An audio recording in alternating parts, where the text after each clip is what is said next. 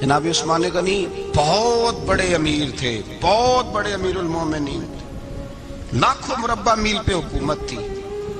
چند سو آدمیوں نے آ کے گھیر لیا عثمان غنی کے گھر کو، اور کربلا میں تو 3 دن پانی بند رہا ہے، حضرت عثمان غنی پہ 40 دن پانی بند رہا ہے، 40 دن۔ اور حضرت امام حسین کے خیموں کے گرد پہرا دینے کے لیے جناب عباس تھے۔ اور میں تاریخ کے سارے معتبر حوالے عرض کر سکتا ہوں کہ جب حضرت عثمان غنی کو خطرہ ہوا تو مولا علی شیر خدا نے امام حسن اور حسین کو تلواریں پکڑائیں اور فرمایا دروازے کے آگے کھڑے ہو جاؤ، کوئی بدبخت تمہارے خالو عثمان غنی کے دروازے تک جانے نہ پائے۔ اور اس دروازے سے پھر گیا بھی کوئی نہیں، اس لیے کہ وہاں حسنین کریمین کا پہرا تھا۔ جو گیا بے ایمان تو پیچھے سے چڑھ کر کے گیا۔ حضرت عثمان غنی لاکھوں مربع میل کا حکمران، جہاں جس کے پاس چند ووٹ ہوں وہ دندناتا پھرتا ہے، جس کے پاس 4 باڈی گارڈ ہوں اس کی بات وہ کرتا ہے تو ہوا میں۔ حضرت عثمان غنی کے پاس ہزاروں کی فوج ہے، چند 100 لوگوں نے آپ کے گھر کو گھیر لیا، شہید کرنا چاہتے ہیں۔ جناب عثمان غنی رضی اللہ تعالیٰ عنہ کے پاس حضرت علی رضی اللہ تعالیٰ عنہ، کئی اور لوگ گئے۔ کہا عثمان 3 باتیں ہیں، یا تو ہمیں اجازت دو، یا تو تم تھوڑی دیر کے لیے خلافت چھوڑ دو، حکومت چھوڑ دو، چند دنوں کے لیے کسی اور کو امیر بناؤ۔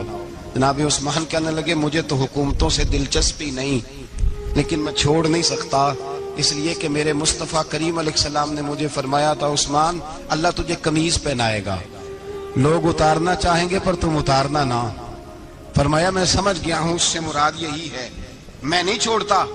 کہا عثمان پھر اس طرح کریں، ہمیں اجازت دیں، یہ چند 100 لوگ ہیں، ہماری تلواریں چند منٹ میں فیصلہ کر دیں گی۔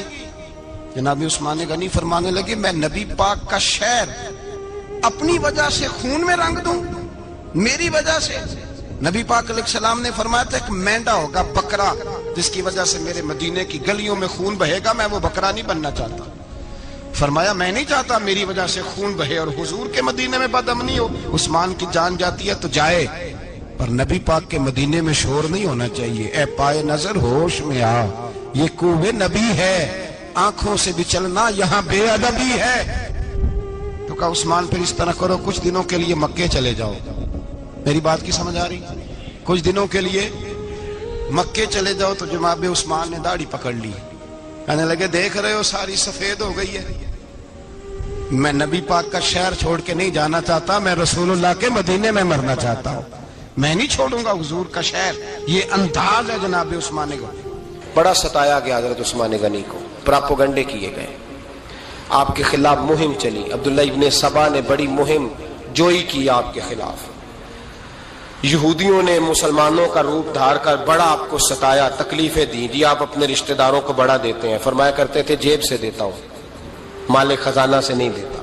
حضرت عثمان غنی رضی اللہ تعالیٰ عنہ کو بڑا ستایا گیا۔ یہ وہ واحد ہستی ہے حضرت عثمان غنی، انہوں نے شہادت قبول کر لی لیکن تلوار نہیں چلنے دی، لوگوں کو ایک دوسرے کے گلے نہیں کاٹنے دی۔ وہ شخصیت ہے حضرت عثمان غنی کی، لیکن بڑا ستایا گیا، بڑا پراپوگنڈا۔ مجھے بتائیے اس کے بارے میں اللہ قرآن کی آیتیں نازل کر دے، اور جس کے بارے میں مصطفیٰ کریم ایک بار نہیں تین بار جنت کی بشارت عطا کر دے، کوئی بندہ ہمیں تاریخ بتائے، حوالے دے، کہانیاں سنائے، تو ہم اس کی کہانیاں دیکھیں گے یا نبی پاک کا فرمان دیکھیں گے؟ بولیں، جا کے بولیں، جا کے۔ کسی کہانی پر کبھی بھی کان، بس ایک حدیث میں نے بڑی دفعہ سنائی ہے، پھر سناتا ہوں، ترمذی میں ہے، نبی پاک جنازگاہ تک گئے جنازہ پڑھنے، یا رسول اللہ فلاں آدمی انتقال کر گیا، جنازگاہ تک تشریف لے گئے جنازہ پڑھانے، لیکن جنازگاہ تک پہنچ کر محبوب نے فرمایا اس کا جنازہ نہیں پڑھانا۔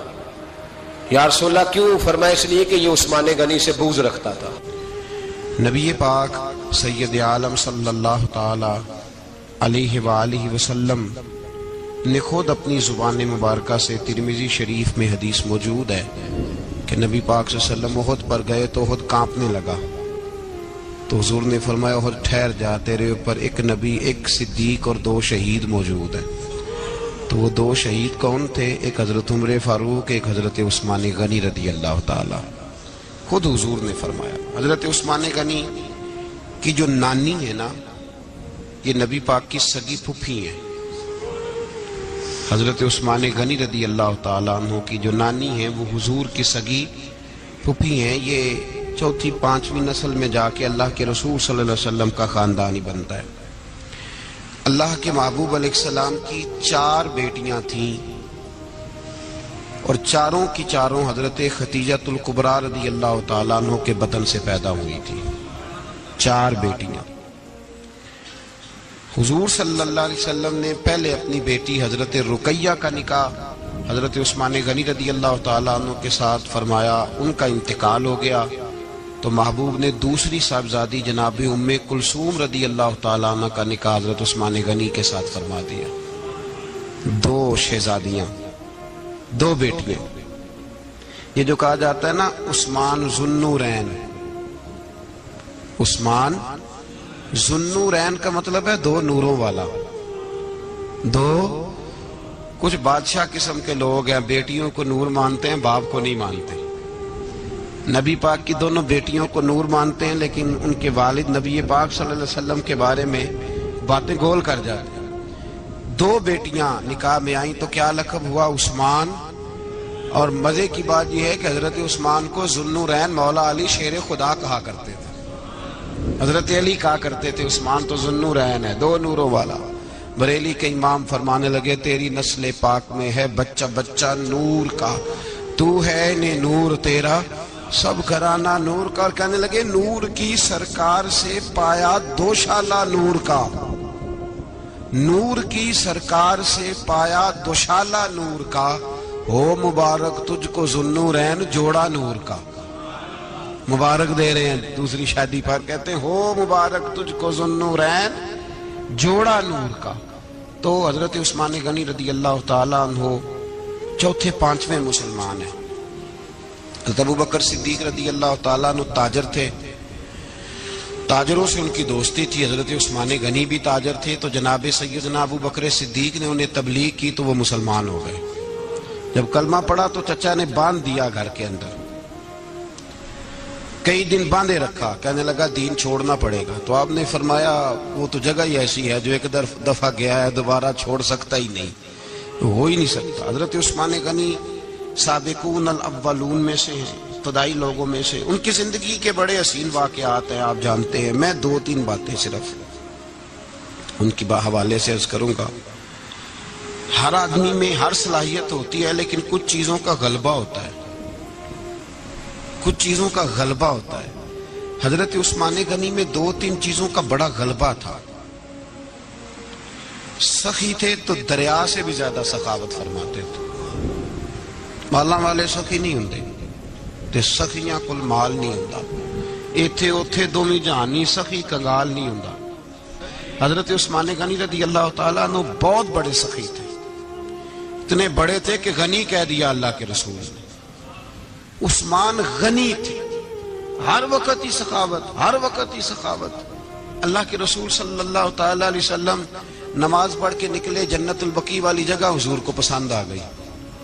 فرمایا کچھ صحابہ آتے ہیں یہاں تو انہیں سواریاں کھڑی کرنے کا مسئلہ ہے، آج کل نہیں مسئلہ ہوتا پارکنگ کا، اس زمانے میں اونٹ گھوڑے باندھنے کے لیے حویلی چاہیے تھی۔ تو حضور علیہ السلام آ کے بیٹھے تو فرمایا جگہ بڑی اچھی ہے، کبھی مل جائے نا تو صحابہ کو سواریاں باندھنے کے لیے اچھی رہے گی۔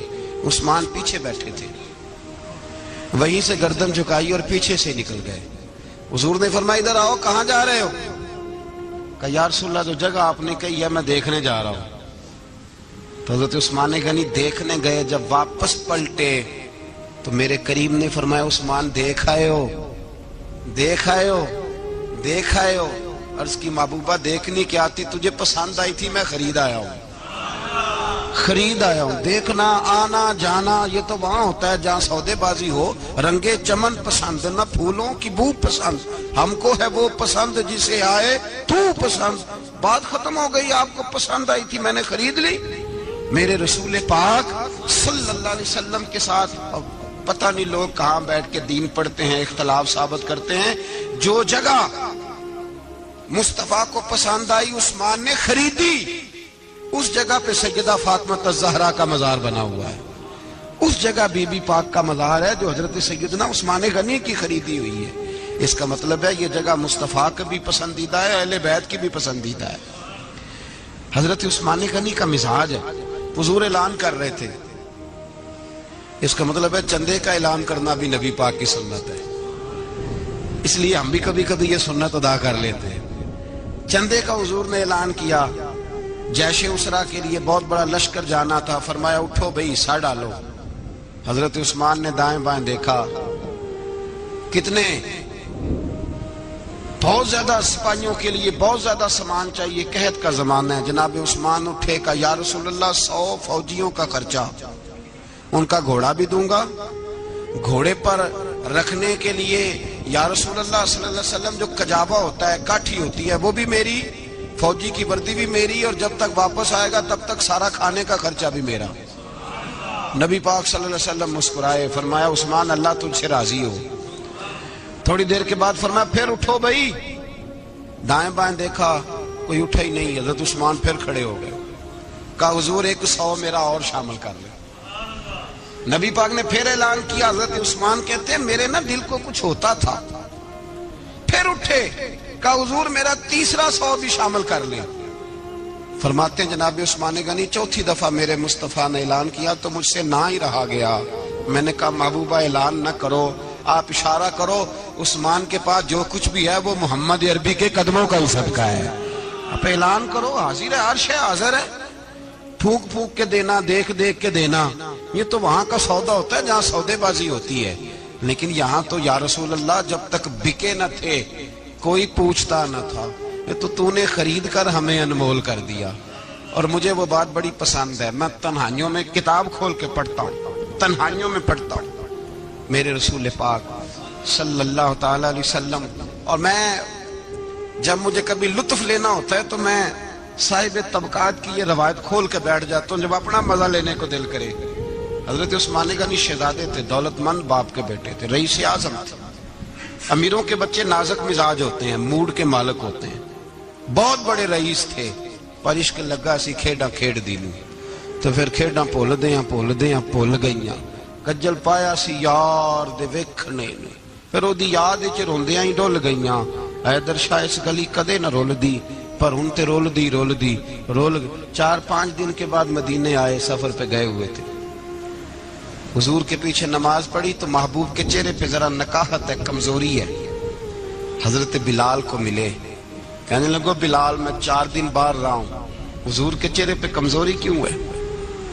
جناب بلال کہنے لگے جا گھر جا کے پوچھ لے۔ کہتا میں نے دروازے پہ دستک دی، سیدہ عائشہ صدیقہ اندر سے بولی کون ہے؟ میں نے کہا اماں جی غلام ہوں عثمان، میں 4 دن کے بعد آیا ہوں تو چہرے پہ بڑی کمزوری ہے۔ فرماتے جناب عائشہ ہچکی لے کے روئی، کیا ہوا؟ تو کہنے لگی عثمان 4 دن ہو گئے کونین کے مالک نے روٹی کوئی نہیں کھائی، ایک پیالہ دودھ کا ایک کھجور۔ حضرت عثمان غنی رضی اللہ تعالیٰ کا اماں جی آپ پردے میں نہیں چلی جاتی؟ شہزادہ توڑے گئے، گھر سے اناج کی بوری کندھے پہ رکھی، ہر چیز اٹھائی، غلام کہنے لگا مجھے دے دو، 20 نوکر ہیں گھر میں۔ فرمایا نہیں یہ میری ڈیوٹی ہے، میں نہیں کرنی۔ عثمان خود گئے، رسول پاک کے گھر میں جھاڑو دیا، چولہے میں آگ جلائی۔ حضرت عائشہ کہتی ہے میں پردے کے پیچھے سے دیکھ رہی تھی، جب عثمان پھونکے مارتے تھے تو داڑھی سے دھواں نکلتا تھا، پھر عثمان جس نے پانی کا پیالہ بھی خود نے پیا تھا اس نے سالن پکایا، پھر روٹیاں پکائیں تو ہاتھ جلے، کھانا پکا کے اور دسترخوان لگا کے مسجد میں حاضر ہوئے۔ کہا محبوبہ اگر مہربانی کریں تو گھر نہیں آتے؟ حضور تشریف لائے، اور جب پہلا لقمہ تن تندور ہڈاں دا بالن تے اسی ہاواں نال تپایا، کپ کپ مکیاں پیڑے کیتے، اتوں عشق پلیتھن لایا، تن دی ہانڈی من دا سالن، اتوں لون صبر دا پایا، غلام فریدہ میں ساری تیری، تینوں اجے یقین نہیں آیا؟ کہا محبوب یہاں بیٹھے تو صحیح، یہاں بیٹھے تو صحیح۔ حضور تشریف فرما ہوئے، اور پہلا لقمہ جب نبی پاک نے منہ میں رکھا تو عثمان تڑپ کے روئے، 600 دینار نیچے رکھے، یا رسول اللہ میں نے دولت کو آگ تو نہیں لگانی اگر تیرے کام نہ آئے. حضور کس کام کی یہ جائیدادیں، کس کام کی؟ اگر آپ کے گھر میں 4 دن کھانا نہ پکے. حضرت عائشہ صدیقہ فرماتی ہیں عثمان تو چلے گئے، یہ کہہ کے تو میرے مصطفیٰ نے پھر ہاتھ اٹھائے اور ایسی دعا دی کہ میں تڑپ اٹھی، میں رونے لگی. حضور نے جھولی اٹھا کے کہا اے اللہ میں عثمان سے راضی ہوں، تو بھی میرے عثمان سے راضی ہو جا. اے اللہ میں راضی ہوں، تو بھی راضی ہو جا. اور بھائی یہ درد، یہ ذوق، یہ مزاج، یہ انداز، یہ حضرت عثمان غنی کو اللہ نے عطا فرمایا.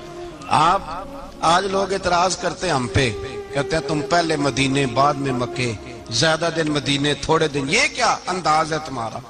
سنو حدیبیہ جس کا ذکر قرآن مجید نے کیا، ید اللہ فوق ایدیہم، پڑھو نا گھر میں جا کے قرآن مجید. حضرت عثمان غنی رضی اللہ تعالیٰ عنہ ساتھ تھے جب نبی پاک صلی اللہ علیہ وسلم 1400 صحابہ کو لے کے عمرے کی نیت سے نکلے. حدیبیہ کی مقام پر کافروں نے روک لیا، کہا عمرہ نہیں کرنے دیں گے. حضرت سیدنا عثمان غنی کو نبی پاک نے سفیر بنا کے بھیجا. جناب عثمان غنی کئی سالوں کے مکے سے بچھڑے تھے، سامنے کعبہ نظر آیا، احرام بندھا ہوا ہے. جب سفیر بن کے گئے تو ابو سفیان کہنے لگے عثمان ہم تیرے رسول کو تو ابھی عمرے کی اجازت نہیں دیتے، باقی لوگ تو نہیں آتے، وہ سامنے کعبہ ہے، وہ حجر اسود ہے، وہ سارا کچھ ہے، طواف کرنا ہے تو کر لو، استلام کرنا ہے تو کر لو، اگر تم نے کعبے کے اندر نماز پڑھنی ہے تو پڑھ لو، صفا مروہ کے پھیرے لگاؤ، تمہیں اجازت ہے. نبی عثمان غنی فرمانے لگے قسم ہے رسول کی زلفوں کی، جب تک میرے مصطفیٰ طواف نہیں کریں گے عثمان بھی کوئی نہیں کرے گا. عثمان بھی وہ کون سا طواف ہے جس میں طواف اور مدینے والا نہ ہو؟ وہ کون سا عمرہ ہے جس میں عمرہ ہو اور رسول پاک نہ ہو؟ وہ کون سا حج ہے جس میں حج ہو اور امام الانبیاء نہ ہو؟ بریلی کے امام بول پڑے، فرمانے لگے حاجیو آؤ شہنشاہ کا روضہ دیکھو، کعبہ تو دیکھ چکے اب کعبے کا بھی کعبہ دیکھو. اور فرمانے لگے غور سے سن تو رضا، کعبے سے بھی آتی ہے صدا، میری آنکھوں سے میرے پیارے کا روضہ دیکھو. یہ ہمیں حضرت عثمان غنی نے سکھایا ہے عقیدہ، یہ عقیدہ حضرت عثمان غنی کا ہے. بات دور نکل جائے گی. محبت معیار ہوتی ہے، محبت روح ہوتی ہے، محبت اصل ہوتی ہے. حضرت عثمان غنی رضی اللہ تعالیٰ عنہ سے کسی شخص نے کہا کہ عثمان کوئی تبدیلی بھی آئی نبی پاک کے غلام بننے کے بعد؟ حضور کے غلام بننے کے بعد کوئی تبدیلی بھی آئی؟ لوگ اپنی اپنی تبدیلیاں بتاتے رہے. جناب عثمان غنی نے 2 جملے کہے، لوگ کہتے ہیں ہماری چیخیں نکل گئیں، یہ معراج حضور سے پیار کی محبت اور عشق کا یہ رنگ عثمان غنی کا. حضرت عثمان غنی کہنے لگے تم تبدیلی کی بات کرتے ہو؟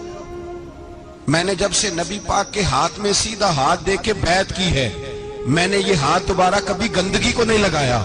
اور فرمایا جب سے پہلی نظر سے جلوہ والضحیٰ دیکھا ہے، میں نے اس کے بعد اپنی شرمگاہ کو بھی کبھی نہیں دیکھا، اس لیے کہ ان آنکھوں میں رسول اللہ کے جلوے رچ بس گئے. یہ معیار پیدا کیا جناب عثمان غنی. اور مدینہ منورہ سے جو محبت ہے نا مسلمان کی، اس کا اگر اصل رنگ دیکھنا ہو تو جناب عثمان غنی کو زندگی کو دیکھا جائے. اصل رنگ. حضرت سیدنا عثمان غنی با حیا بڑے تھے. کیا بڑے تھے؟ کچھ لوگ بے حیا ہوتے ہیں، کسی کو بھی نہیں چھوڑتے، نہ صحابہ کو، نہ اہل بیت کو، نہ کسی اور کو. عثمان با حیا بڑے تھے. کتنے؟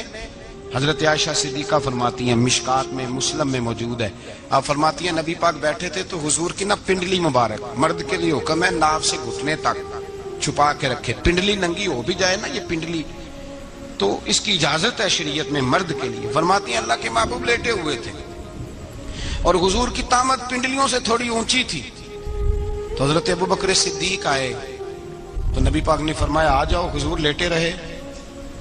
ماتی تھوڑی دیر گزری تو حضرت عمر فاروق آئے، حضور اجازت ہے، تو نبی پاک صلی اللہ علیہ وسلم نے فرمایا آ جاؤ. نبی پاک لیٹے رہے. چند لمحے گزرے تو عثمان غنی آ گئے. حضور آ جاؤ. فرمایا 1 منٹ. اللہ کے حبیب اٹھے، طامت مبارک کو سمیٹا، پنڈلیوں کو ڈھانپا، حضور بیٹھے، عثمان آئے، باتیں ہوئی، چلے گئے.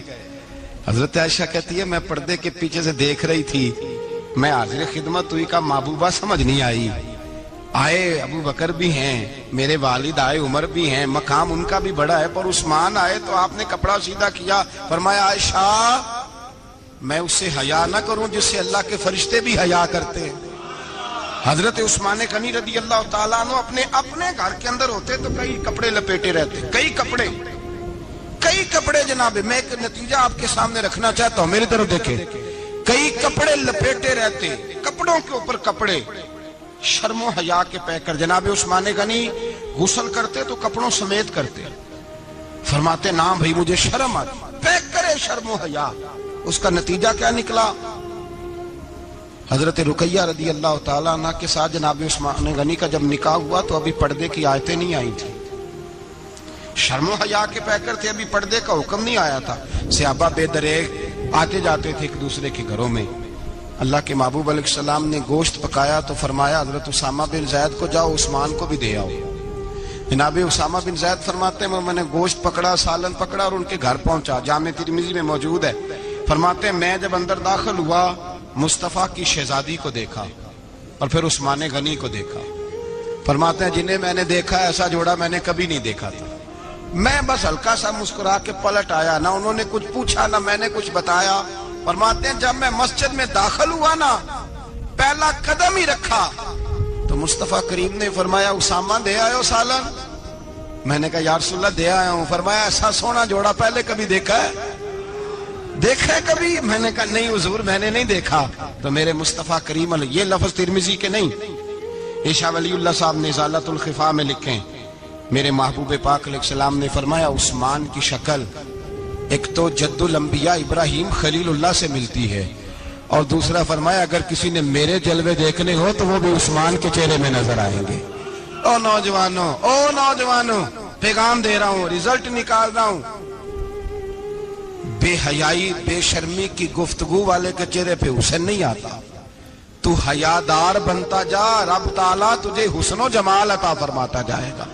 جتنا حیا تیرے اندر ہوگا اتنا نور تیرے مکھڑے پہ ہوگا، جتنی شرم میں تو لپٹا ہوا ہوگا اتنی اللہ تجھے تازگی عطا کرے گا۔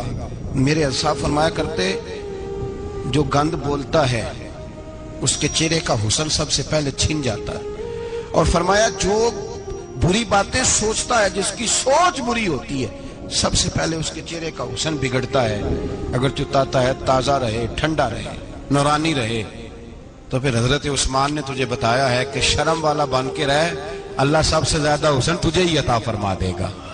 زیادہ بولنے والا، زیادہ باتیں کرنے والا، جو منہ میں آیا کہہ گیا، اس آدمی کی نورانیت چلی جاتی ہے۔ اگر لوگ وہ کریموں سے نہیں آتا اور نائی کے پاس بیٹھ کے چہرے پہ روز نیا ڈیزائن نئی لکیر بنوانے سے حسن نہیں آتا، حسن شرم و حیا سے آتا ہے۔ یہ جو ہم عارضی حسن خرید کے لاتے ہیں نا 4 پیسے کا، یہ ماند نہیں پڑتا، یہ تباہ کرتا ہے اور یہ تباہ ہو جاتا ہے۔ کچھ لوگ ایسے ہوتے ہیں، کچھ لوگ جن کے پاس بیٹھنے کو اتنا دل نہیں کرتا جتنا ان کا چہرہ دیکھنے کو دل کرتا ہے۔ ان کے پاس بیٹھنے کو بعضوں کا دل کرتا ہے کہ بس نہ ذرا، اور طبیعت آج میں ہو کے آیا ہوں استاد جی صادق صاحب رحمۃ اللہ علیہ، میں نے ان بزرگوں کو دیکھا ہے، ہم نے نظر بھر کے آنکھوں میں آنکھیں ڈال کے تو بڑا کم دیکھا ہے۔ ہم چوری دیکھا کرتے تھے، چوری میں ویکھاں تے میرا یار نہ ویکھے، تے جے میں نام ویکھاں تے ہو ویکھے، ہم لوگ چوری دیکھا کرتے تھے۔ میں نے اپنے حضرت صاحب کو بھی شاید ہی کبھی آنکھوں میں آنکھیں ڈال کے دیکھا ہو، تبھی دیکھا ہے جب وہ کسی اور کو دیکھ رہے ہوتے تھے۔ بھائی ان لوگوں کے اندر کا حسن شرم و حیا معصومیت بن کے ان کے چہروں پہ نکھر آتا تھا۔ حضرت عثمان غنی کی شرم و حیا نورانیت بن کے ان کے چہرے پہ آ گئی تھی۔ جناب عثمان غنی پیکرے شرم و حیا تھے۔ ایک بات کر دوں اور ختم کروں، حضرت عثمان فرمایا کرتے تھے مجھے 3 باتیں بڑی پسند ہیں۔ کتنی؟ سارے بولے ہو کتنی جی؟ کون کون سی؟ فرمایا کرتے تھے بھوکے کو روٹی کھلانا، ننگے کو کپڑا پہنانا، اور تیسرا میرا دل کرتا ہے مجھے اور کوئی کام نہ ہو، قرآن پاک میرے سامنے رہے اور میں سارا دن تلاوت ہی کرتا رہوں۔ 3 باتیں پسند تھی، بھوکے کو کھانا کھلانا، ننگے کو کپڑا پہنانا، اور یعنی روٹیاں بانٹتے رہتے تھے، سوٹ بانٹتے رہتے تھے، یہ مزاج تھا۔ فرماتے تھے میری پسند ہے، اور تیسرا میرا دل کرتا ہے کہ قرآن مجید پڑھا رہے اور میں وہ کنویں کی بات بڑی معروف ہے، میں نے بس اشارہ کرنا ہے۔ نبی پاک نے بھی اعلان کیا تو بڑا ہی اعلان کر دیا، فرمایا وہ میٹھے پانی کا کنواں ہے، قبضہ یہودی کا ہے، جو بندہ خرید کر وقف کرے گا نا اسے کیا ملے گا؟ تو حضور نے فرمایا میری جیب میں جنت کی ٹکٹ ہے، میں اسے جنت دے دینی۔ یہ ہے عرض جنت، یہ طیبہ کی زمین ہے، جنت بھی یہی، مال کے جنت بھی یہی ہے، جنت لے لے مجھ سے، لے لے۔ حضرت عثمان غنی گئے، اس کو کہا بھائی کنواں میرے ہاتھ بیچ دے۔ کنویں کی قیمت تھی 500-700 دینار،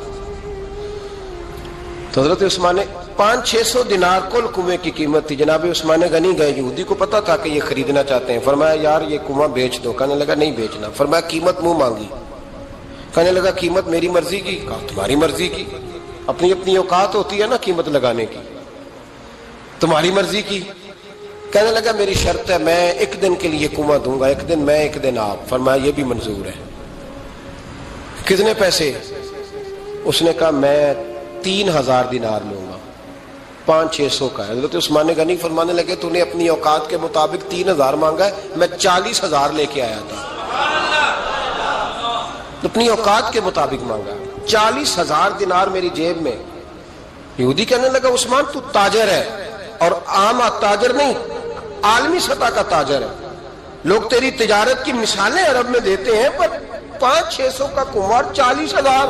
فرمانے لگے مسئلہ کنویں کا نہیں، مسئلہ مصطفیٰ کے فرمان کا ہے، وہ جو حضور کا فرمان پورا کرنا ہے نا، اس کے لیے 40,000 تھوڑے ہیں، میرے پاس تھے ہی اتنے جو لے کے آیا ہوں۔ حضرت عثمان نے پیسے چکائے، اس نے کہا ایک دن پانی ملے گا۔ فرمایا منظور ہے۔ وہ ایک دن بیچا کرتا تھا پانی، حضرت عثمان نے اعلان کر دیا جو میرا دن ہے نا فری پیو۔ ملا رومی رحمۃ اللہ علیہ فرماتے ہیں کنویں سے سادہ پانی نکل جائے تو تازہ آ جاتا ہے، اور اگر پانی کنویں کے اندر رہے سارا ختم نہ ہو تو باسی ہو جاتا ہے۔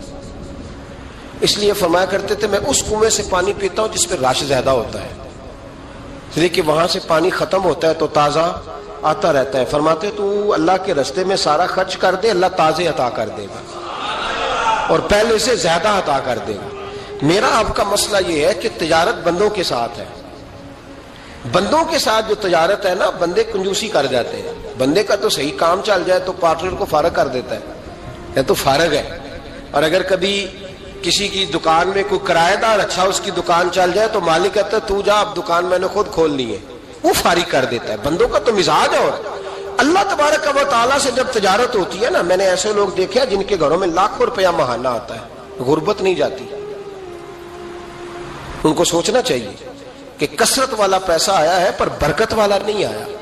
حضرت عثمان غنی رضی اللہ تعالیٰ عنہ فرماتے ہیں کہ میں نے پہلے بھی میں بڑا تاجر تھا، لیکن جب سے مصطفیٰ کے نام پر خرچ کرنا شروع کیا، پھر کہاں کہاں سے آیا کب، اور بڑی سیانی بات فرماتے ہیں۔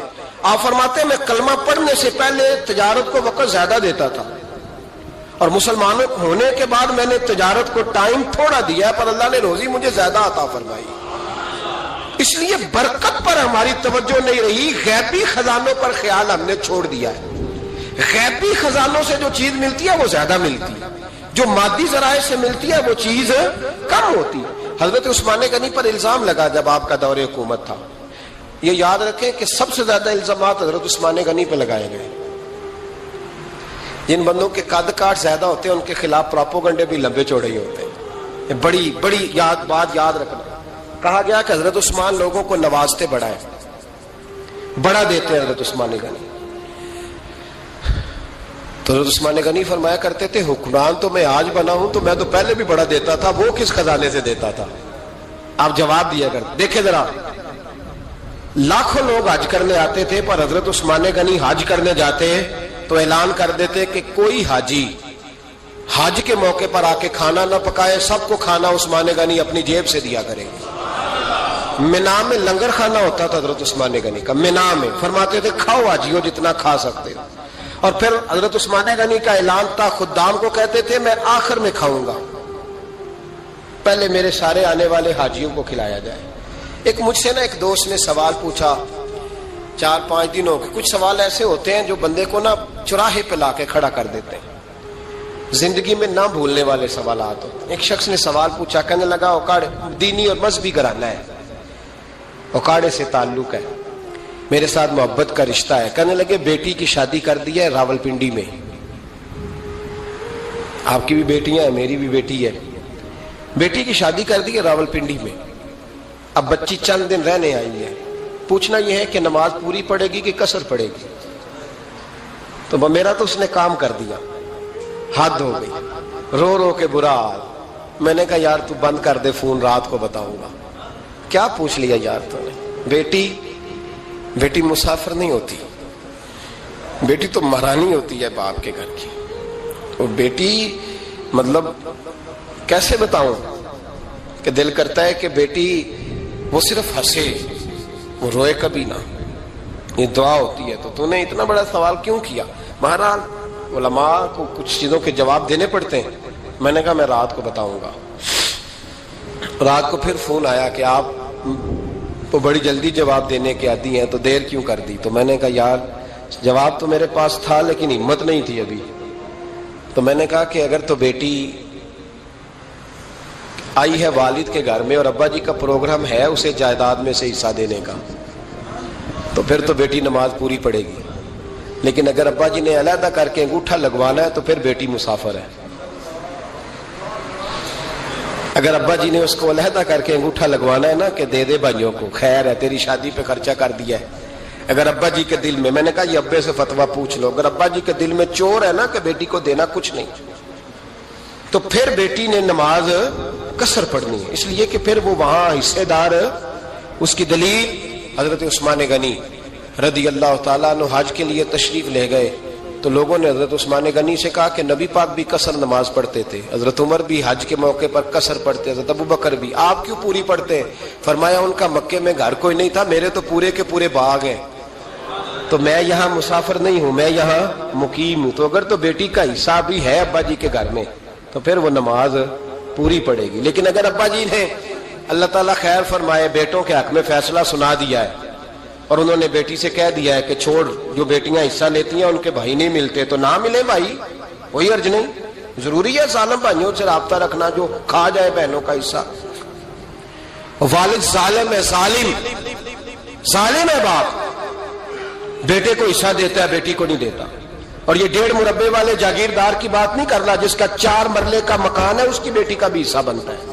کیوں کھاتے بیٹیوں کا حصہ؟ ڈر نہیں آتا اللہ تعالیٰ سے؟ کیوں کھاتے لوگ بیٹیوں کا حصہ؟ جب اللہ رسول نے رکھا ہے تو کیوں کھا جاتے اور پھر کہتے ہیں جناب بڑا پیار ہے بیٹی سے, رونے دھونے کے لیے پیار ہے. تو یاد رکھیں حضرت عثمان غنی رضی اللہ تعالیٰ عنہ کا لنگر چلتا تھا. تو میرے بھائی ایک اور بہت بڑی خوبی حضرت عثمان غنی کی تیسری وہ یہ تھی کہ آپ میں اللہ نے بہت زیادہ حیا رکھی تھی. آج نا اگر آپ ناراض نہ ہو تو ہماری حکومتوں میں جو بدتمیز زیادہ ہوتا ہے اس کا عہدہ زیادہ ہوتا ہے, اس کو اچھا عہدہ ملتا ہے جو بدتمیزی زیادہ کرتا ہے. اور ہمارے ہاں نوجوان سمجھتے ہیں کہ کھل کے پھرنا, کھل کے کھانا, مرضی کا لباس پہننا. ہمارے ایک بزرگ فرمایا کرتے تھے جب سے پیسے لوگوں کے پاس زیادہ آئے ہیں لباس چھوٹے ہو گئے, پیسہ زیادہ آ گیا, کپڑے جسموں پہ سکڑ گئے. لوگ سمجھتے ہیں کہ بس جو دل میں آئے کہہ دینے کا نام جمہوریت ہے, آزادی رائے ہے. حضرت عثمان غنی رضی اللہ تعالیٰ عنہ شرم و حیا کے پیکر تھے. بڑا پیسہ تھا, بڑا کچھ تھا, لوگ ڈرتے تھے, سردار بھی تھے, جو چاہتے کر سکتے, روب طاری ہوتا. لیکن عثمان غنی کو جب بھی کوئی دیکھتا تھا کسی کونے میں بیٹھے نظر آتے تھے, چھپے ہوئے, پیچھے, شرم و حیا, نفاست پسندی, بڑھ بڑھ کے آگے ہونا, ہر ویڈیو میں شامل ہونے کی کوشش کرنے کا نام پیار نہیں ہے. نفاست پسند جو لوگ ہوتے ہیں وہ اکثر چھپے ہوئے ہوتے ہیں, ان کا پتہ ہی نہیں ہوتا لوگوں کو کہ پیچھے دراصل ہے کون.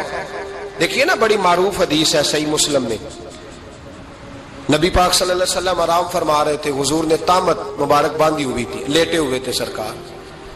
تو جب آدمی لیٹتے تھے نا, ہمارے بزرگ بھی جب لیٹتے ہیں تو تامت کو سمیٹا کرتے تھے تو گھٹنوں تک آ جاتی تھی.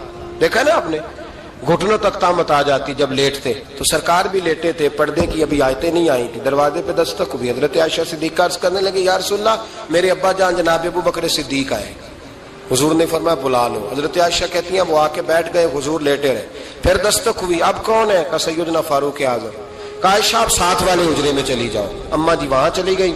تھوڑی دیر کے بعد حضرت عمر آئے, حضور لیٹے رہے. جناب عائشہ کہتی ہیں پھر دستک ہوئی, اب کون ہے؟ فرمایا عثمان غنی. نبی کریم نے فرمایا اسے کہو ذرا ٹھہر جائے. حضرت عثمان ٹھہرے تو حضور اٹھ کے بیٹھے, تہمد مبارک کو ٹھیک کیا, پھر اپنے کرتے مبارک کو سیدھا کیا, پھر دستار کو سیدھا کیا. فرمایا اب بلاؤ عثمان غنی کو. حالانکہ جاہو جلال حضرت عمر کا زیادہ ہے, حالانکہ وقار مقام حضرت صدیق اکبر کا زیادہ ہے. اب بلاؤ عثمان غنی کو. حضرت عثمان غنی رضی اللہ تعالیٰ عنہ آئے, بیٹھے, بات چیت ہوئی, تینوں چلے گئے. حضرت عائشہ صدیقہ کہتی ہے میرے ذہن میں سوال رہ گیا. میں نے عرض کی یا رسول اللہ صلی اللہ تعالیٰ علیہ وسلم, وہ دو لوگ آئے, آپ بیٹھے رہے, عثمان آئے تو آپ نے اہتمام کیا. کیا لفظ ہے, اور لفظوں میں تاثیر ہے, اور جملے دو کہے نبی پاک نے, لیکن کتنا بڑا ان کا مرتبہ بیان کیا. فرمایا عائشہ میں اس شخص سے حیا نہ کروں جس سے اللہ کے فرشتے بھی حیا کرتے ہیں, میں اس سے حیا نہ کروں جس سے اللہ کے فرشتے بھی حیا کرتے ہیں. حضرت عثمان غنی فرمایا کرتے تھے میں نے جب سے حضور کا چہرہ دیکھا ہے دوبارہ پلٹ کے اپنی شرمگاہ بھی کبھی نہیں دیکھی. گویا میں نے اپنی آنکھوں کا وضو نہیں توڑا جب سے حضور کا. فرماتے جب سے یہ ہاتھ نبی پاک کو بیعت کے لیے دیا ہے پھر گندگی میں نہیں جانے دیا میں نے سیدھا ہاتھ. حضرت عثمان غنی فرمایا کرتے تھے میں اپنے گھر کے اندر اپنے غسل خانے میں چار دیواری کے اندر بھی کپڑوں سمیت غسل کرتا ہوں, مجھے حیات یہ غسل خانے میں بھی کپڑے. اور سنو ایک اور بڑی بات اہم, آپ فرمایا کرتے تھے میری جو محرم عورتیں ہیں نا, محرم پھپھی خالہ, میری جو محرم عورتیں ہیں, فرمایا کرتے تھے میں نے کبھی ان کے بھی چہرے آنکھ بھر کے نہیں دیکھے, ان کے بھی چہرے کبھی میں نے آنکھ بھر کے نہیں دیکھے. جو میری محرم عورتیں ہیں پھپھی خالہ, فرماتے تھے ان سے بھی جب بات کرتا ہوں تو میں چہرہ جھکا کے. ہمارے ہاں تو کزن ایک دوسرے سے سلام لیتے ہیں, لڑکیاں لڑکے کزن ایک دوسرے سے سلام لیتے ہیں. بچیاں آیا کرتی تھی تو میری کبھی کبھی مجھے بتایا جاتا تھا, میں نے ایک پابندی لگا دی, بچیاں جب مدرسے میں آتی تھی کہ جو دور سے بچی آئے اس کو جس آدمی کا نام لکھا ہو بتایا جائے وہی لینے آئے. ایک دن مجھے اطلاع دی گئی کہ آپ تھوڑی دیر آئیں. میں گھر گیا تو مجھے بتلایا گیا ایک بچی ہے تو اس کو جو پہلے لینے آتا تھا وہ نہیں آیا, کوئی اور آیا. میں نے اس کے بھائی کو فون کیا کہ آپ لینے نہیں آئے. کہنے لگے یہ کزن ہے ہمارا, اس کے ساتھ بھیج دیں, آپ ہمارا ہی کزن ہے, خالہ زاد ہے. میں نے کہا یار آپ کہاں ہو؟ کہنے لگے مجھے 20-25 منٹ لگ جائیں گے. تو میں نے کہا ابھی کلاسیں بھی جاری ہیں تو آپ ہی آ جانا خود ہی. میں نے کہا سب آپ بھیج دیں, مجھے اعتبار ہے اس پہ. میں نے اس کو ایک بات کہی جو آپ کو بھی کہتا ہوں, میں نے کہا یار تمہیں اعتبار ہے تو اللہ رسول کو اعتبار کیوں نہیں؟ انہوں نے کیوں غیر محرم بنایا؟ عجیب تماشا ہے.